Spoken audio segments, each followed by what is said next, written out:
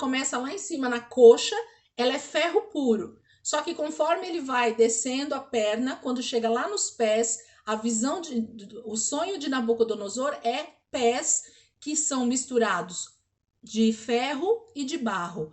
E aí Daniel está dizendo no versículo 42, assim como os dedos eram em parte de ferro e em parte de barro, também esse reino, esse quarto reino, será em parte forte e em parte frágil. E como viste, o ferro estava misturado com o barro. Então o ferro está misturado com o barro nos pés. Aí olha o que ele fala. Isso significa que se farão alianças políticas por meio de casamentos, mas a união decorrente dessas alianças não se firmará, assim como o ferro não se mistura com o barro. Se eu parasse aqui e pedisse para vocês, então, me falarem a explicação do que Daniel está falando sobre 4 reinos e 4 partes da estátua, dá para explicar ou não dá para explicar? Dá para explicar. Eu não estou falando de revelação, não estou falando de discernimento bíblico, eu estou falando de explicação a respeito de reino, que ele está falando dos 4 reinos e do que vai acontecer com esse quarto reino, ok? Então Daniel não fala sobre o segundo, não fala sobre o terceiro, mas ele fala mais sobre o quarto reino, como ele vai ser, por que os pés são de barro e de ferro e o que significa esses pés serem de barro e de ferro. Por que os pés não são totalmente de ferro? Ele explica no versículo 43 o que acontece para esses pés serem de barro e de ferro. Ele fala sobre essas alianças políticas através de casamento que culminam em deixar esse reino, esse quarto reino, frágil. Ao mesmo tempo que ele é de ferro, mas ele se torna frágil, ok? Então, o que eu tô querendo mostrar para vocês até aqui? Que a explicação de Daniel, ela é muito clara, muito objetiva a respeito do que o rei Nabucodonosor sonhou, ok? Então, está clara a visão. Agora, o desfecho disso é aqui no 44. Aqui ele bate o martelo a respeito da visão, porque no final da visão do rei Nabucodonosor, do sonho, quando ele conta lá no início do capítulo 2, ele fala que ele vê uma pedra que sai do nada e essa pedra bate aonde? Nos pés da estátua. E quando essa pedra bate nos pés da estátua, ela esmigalha os pés, mas ela não destrói só os pés da estátua, aonde ela bateu. Ela destrói toda a estátua. Toda a estátua é esmigalhada por causa dessa batida da pedra nos pés da estátua. Toda a estátua cai, ela vai à ruína. Então vamos ver, o versículo 44, ele explica isso. Na época desses reis, então desses reis quem? Do primeiro rei, que é a cabeça, depois a segunda, que é o de prata, depois o de bronze e depois o de ferro. Ele está falando, ó, na época desses reis, desses 4 reinos, o Deus dos céus estabelecerá um reino que jamais será destruído e que nunca será dominado por nenhum outro povo. Vamos parar aqui. Abram comigo Lucas, capítulo 1, versículo 33. Para os mais avivados pentecostais, já devem ter pulado aí da cadeira, porque já devem ter entendido o que esse versículo vai falar. Ok? Lucas 1, o que mais, irmã? Lucas 1, versículo 33. Lucas, capítulo 1, versículo 33. Minha Bíblia no celular não quer nem abrir. Deixa eu aqui, vamos abrir aqui a Bíblia. Lucas 1, 33. Vou abrir aqui minha Bíblia mesmo. Eu abri no celular para ser mais rápido, mas vamos abrir aqui onde eu tô lendo mesmo. Lucas 1, 33.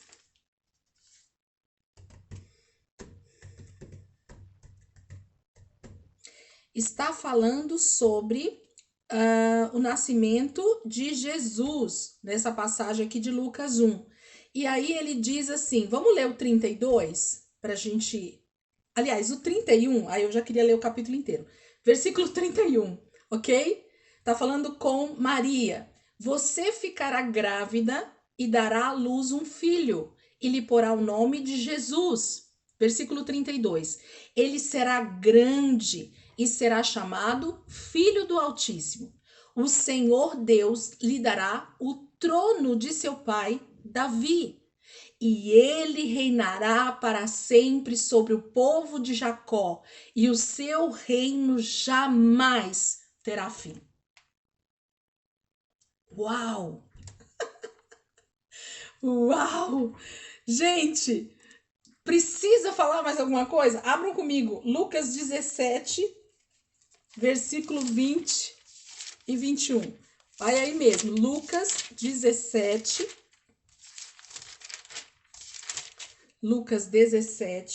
versículo 20 e 21. Não sei vocês, mas conforme eu vou lendo isso durante a semana aqui, gente, eu quero abrir a sala e falar, gente, vamos estudar. Vamos aproveitar. Dá vontade de abrir a sala todo dia com vocês. 17, 20 e 21. Diz assim: certa vez, tendo sido interrogados pelos fariseus sobre quando viria o reino de Deus, Jesus respondeu: o reino de Deus não vem de modo visível, nem se dirá aqui está ele ou lá está, porque o reino de Deus está no meio de vós, ou em algumas traduções está dentro de vós, ok? Então, o que Jesus em Lucas 17, 20 e 21 e em Lucas 1, do 31 ao 33, está dizendo para nós? O cumprimento dessa palavra de Daniel para o rei Nabucodonosor. Ele está dando o desfecho de quando é que esses reis vão perder o domínio, de quando é que esses reis vão ser exterminados. Essa pedra que sai do nada e atinge os pés da estátua é a pedra angular. É a pedra que veio para justamente ser a pedra de fundamento de Deus na terra. Então, Jesus é esse fundamento, Jesus é essa pedra de esquina que a palavra diz, né? É ela que bate na estátua, nos pés da estátua, e nós vamos entender por que isso, e ela esmigalha a partir dos pés toda a estátua. E aí, Daniel, vamos voltar para o versículo 44, agora vamos ler de novo aqui. Na época desses reis, o Deus dos céus estabelecerá o quê? Um rei? Não, um reino. Porque a diferença para Deus, queridos, não é exatamente quem está no poder, mas debaixo de que reino o povo está. Porque o rei, ele pode mudar, vamos dizer assim, né? Agora, o reino é algo que todos estão interagindo debaixo dele. Então, o que interessa para Deus não é só o governante, mas os seus súditos, quem está embaixo desse reino. Então, por isso que ele fala de um reino e não de um rei.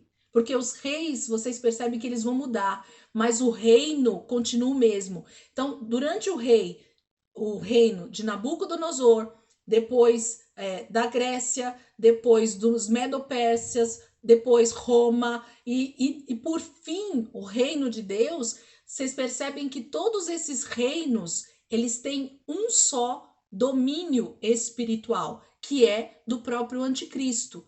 Porém, agora o reino de Deus, ele tem o domínio do próprio Deus e jamais vai ter fim. Só que agora a diferença está em quem está debaixo desse reino, aonde eu e você decidimos estar, aonde eu e você decidimos ser governados, ok? Essa tá a diferença. Vamos voltar para o 44 aqui de novo, eu quero ler ele de novo com vocês. Na época desses reis, o Deus dos céus estabelecerá um reino que jamais será destruído e que nunca será dominado por nenhum outro povo. Queridos, o reino de Deus, só existe um povo que é governado pelo Rei Jesus. Não existem dois povos, não existem três povos. Aqueles que estão debaixo do reino de Deus, eles são filhos de Deus e um só povo. Por isso que a palavra está dizendo que esse reino que o Deus dos céus vai estabelecer nunca será dominado por nenhum outro povo.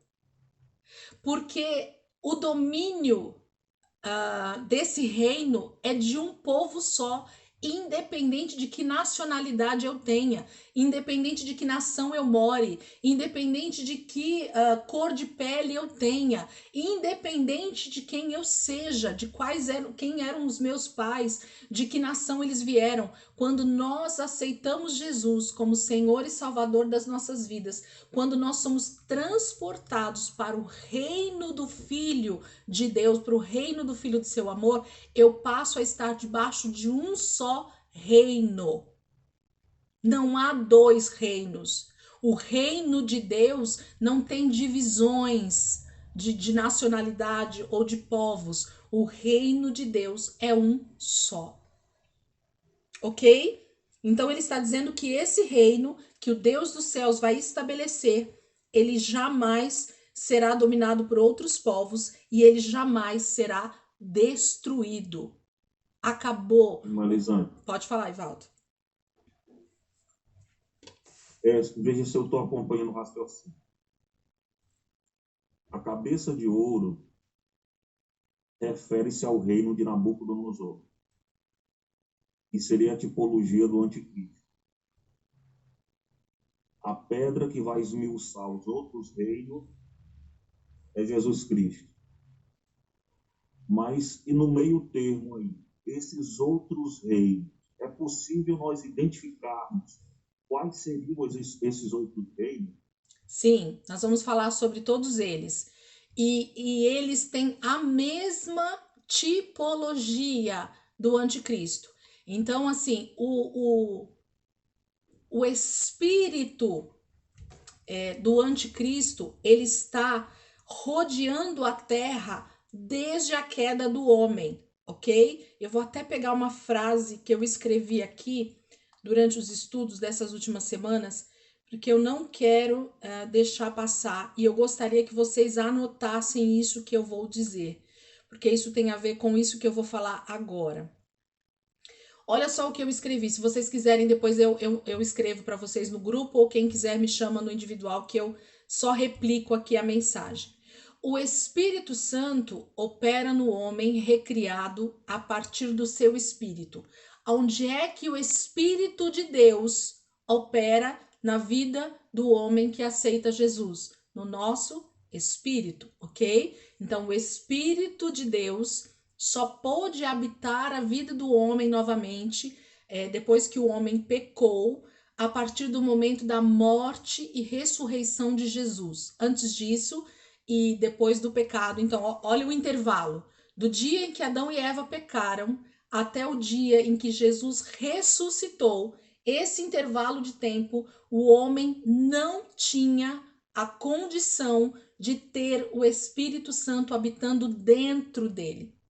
E o espírito do homem também estava morto em seus pecados, ok? Isso é uma outra aula, mas só para vocês entenderem o que eu vou falar. Então, o Espírito Santo de Deus só pode habitar a vida do homem, só pode habitar a nossa vida, porque nós temos hoje o nosso espírito vivificado por causa da cruz, por causa da ressurreição de Jesus. Ok? Então, o Espírito Santo de Deus desejou muito ter o domínio que ele tem hoje sobre a vida do homem.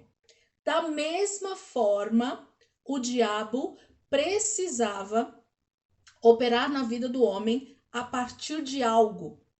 E assim foi através da carne. Então, Deus, ele opera na vida do homem através do Espírito Santo, habitando dentro do homem e falando e ministrando ao meu espírito. Onde é que o Espírito Santo fala?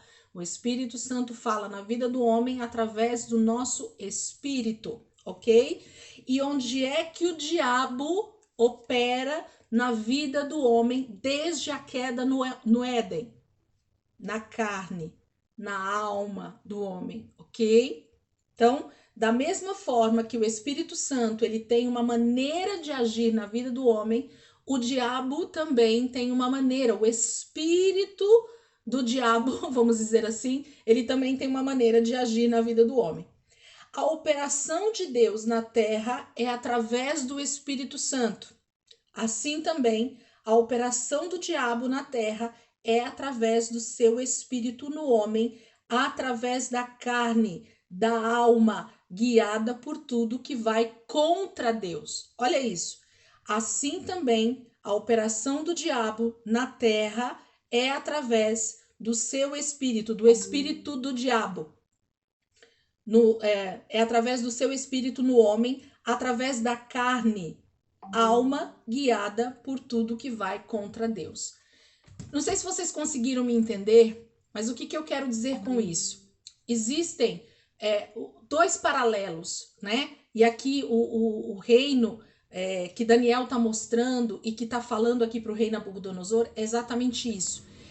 O anticristo, queridos, ele tem andado, ele tem passeado desde o Éden pela história da humanidade. O espírito do diabo, o espírito do anticristo, ele já está operando na terra desde o Éden. A questão é que, segura essa, que outro dia eu ouvi e entendi, e isso cabe aqui para a gente já não esquecer. Assim como, desde a queda no Éden até a morte e ressurreição de Jesus, não houve a manifestação do Espírito Santo na terra, Deus não conseguia operar na vida do homem por causa do pecado, mas através da encarnação de Jesus, através de Jesus vir à terra como homem, o Deus encarnado veio e encarnou e morreu em nosso lugar para pagar os nossos pecados, da mesma maneira que Deus trouxe salvação para a humanidade, para todo aquele que crê, para todo aquele que quer. O anticristo também, esse espírito que vem se manifestando ao longo da história, na vida de homens, na história da humanidade, ele vai encarnar em um homem. Por isso que a plenitude dos tempos, a plenitude do Apocalipse, a plenitude da escatologia está também nesse aparecimento com todo o poder que o anticristo vai ter nos últimos dias. Vocês entenderam o que eu quis dizer? Deu para entender? Assim como Deus, o próprio Deus, veio à Terra e encarnou, o próprio Deus não veio e encarnou e se tornou homem, como eu e você? Então, pensa em Deus, na plenitude de Deus, do que é Deus. Ele veio para a Terra, ele se encarnou. Deus virou carne através de Jesus, certo? Até aí tudo bem? A encarnação de Jesus, a encarnação do próprio Deus, ok.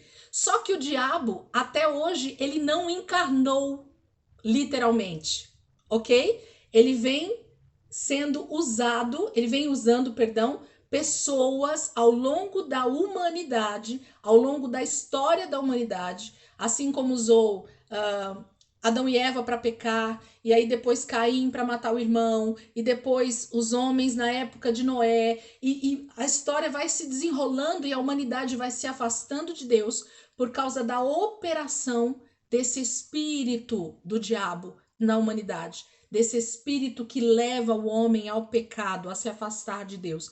Só que o diabo ainda não se manifestou com todo o poder de diabo, ok? Onde isso vai acontecer? Nos últimos dias, na encarnação do espírito do anticristo, desse diabo literalmente encarnado na figura de um homem Nós vamos ver isso quando a gente começar a estudar Apocalipse.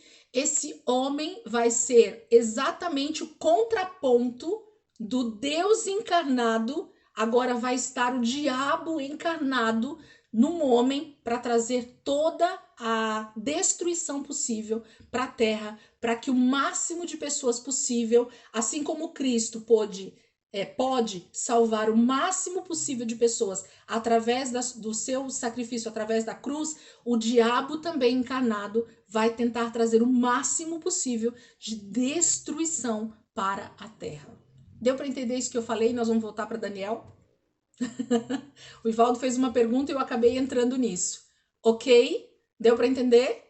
Nós vamos estudar isso melhor lá, mas dá para entender que Nabucodonosor é um tipo, é uma pessoa que foi usadinha, sabe assim, usadinha pelo diabo nesse momento da história. Então, o espírito do anticristo já operou também através do rei Nabucodonosor. E ele também operou sobre os outros reinos que passaram depois do reino da Babilônia.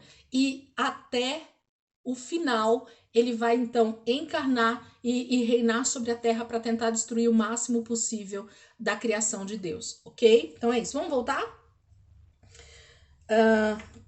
Versículo, eu vou ler ele 44 de novo, só para a gente já passar para baixo.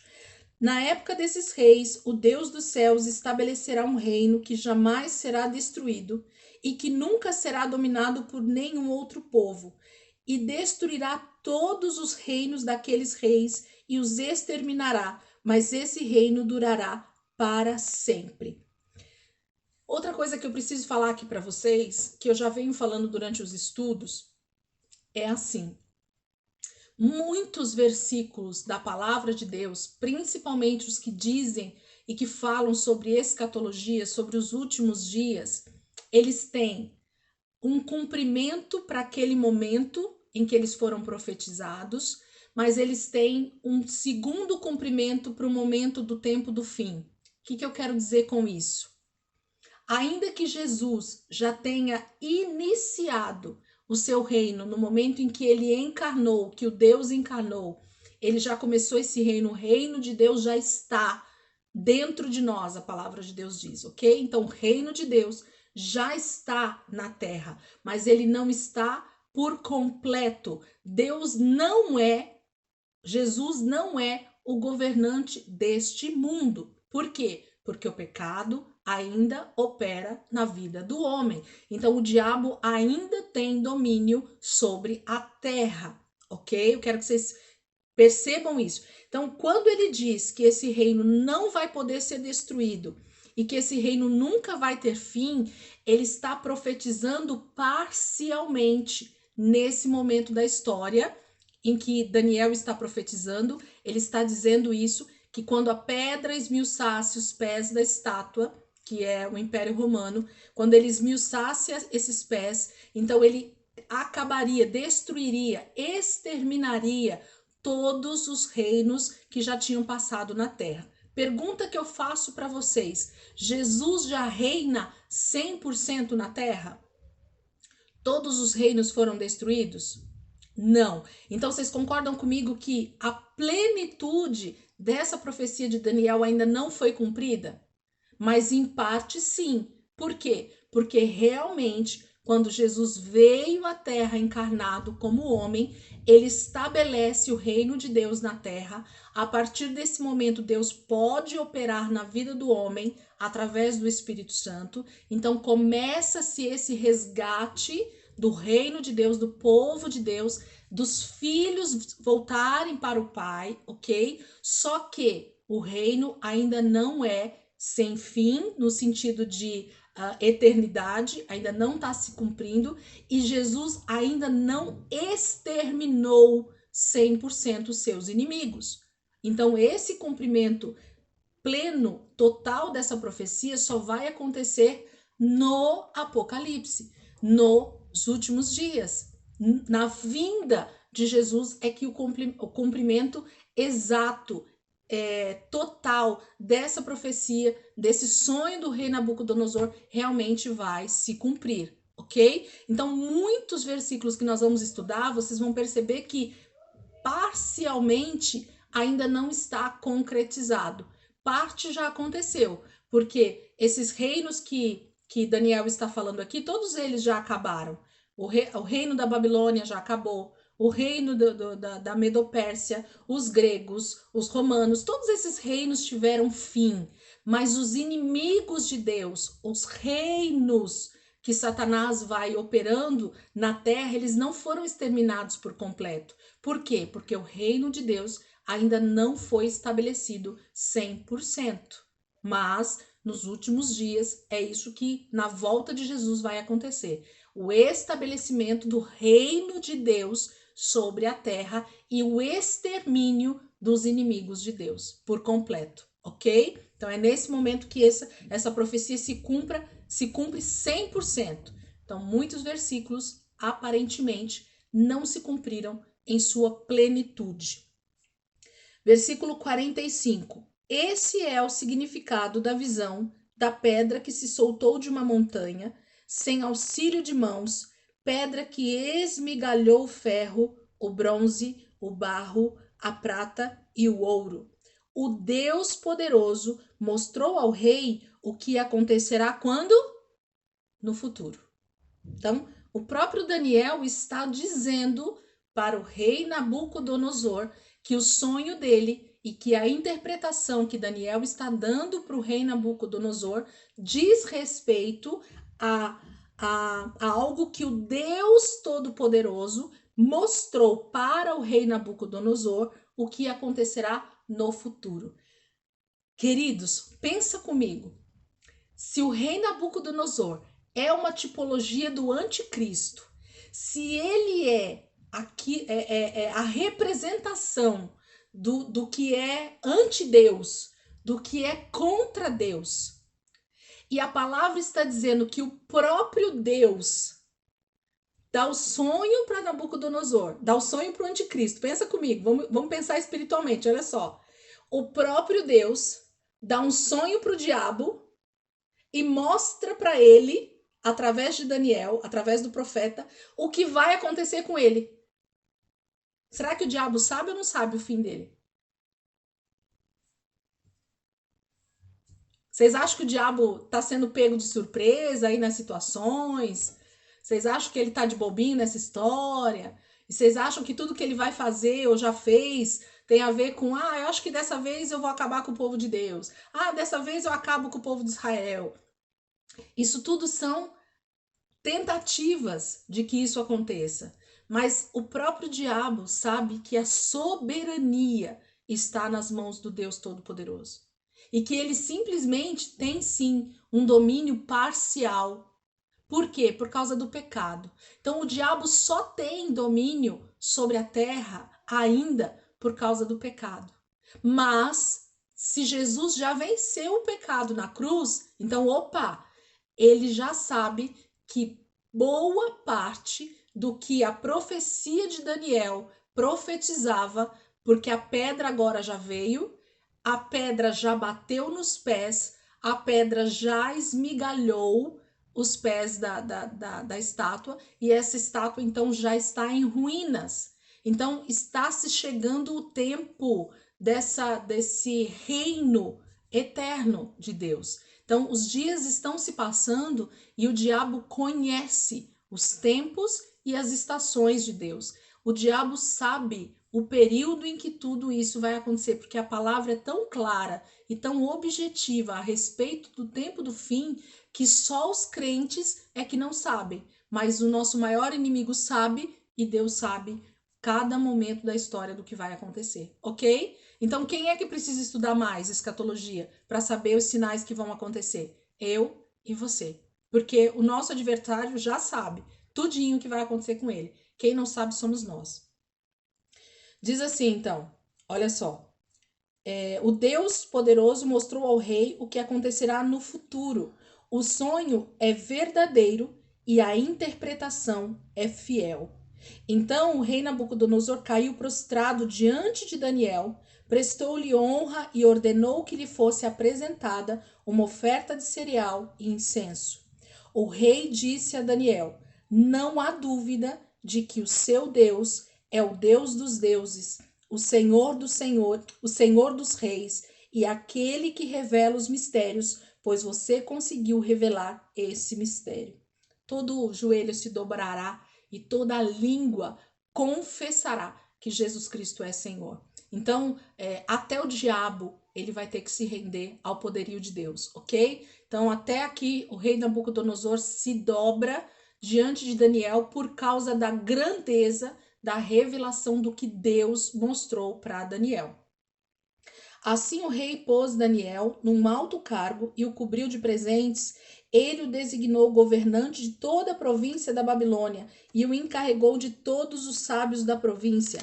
Além disso, a pedido de Daniel, o rei nomeou Sadraque, Mesaque e Abednego administradores da província da Babilônia, enquanto o próprio Deus permanecia na corte do rei.